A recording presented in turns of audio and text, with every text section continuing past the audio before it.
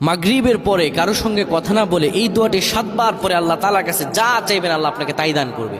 অভাবে আছেন, ঋণগ্রস্ত আছেন, মাথায় টেনশন, ঋণের বোঝা, বাড়িতে থাকতে পারতেছেন না, আল্লাহ সব আপনার পেরেশানি দূর করে দেবে ইনশাআল্লাহ। যদি আপনি আমলটি করতে পারেন, আমল মানুষের জীবন বদলিয়ে দেয়, আমল মানুষের জীবনকে পরিবর্তন করে দেয়। আল্লাহ তাআলা আপনার সব দোয়া কবুল করে নেবেন ইনশাআল্লাহ।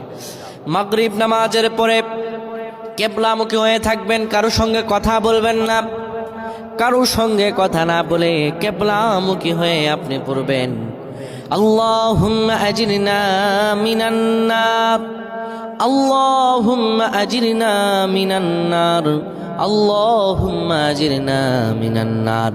যদি এটি আপনি মাগরিব নামাজের পরে কারো সঙ্গে কথা না বলে পড়ে 7 বার পরে দুটি হাত তুলে আল্লাহর কাছে দোয়া করেন, আল্লাহ জাহান্নামের আগুন থেকেও বাঁচাবেন এবং আল্লাহ আপনার সব দোয়াগুলো কবুল আর মঞ্জুর করে নেবেন। আল্লাহুম্মা আমিন।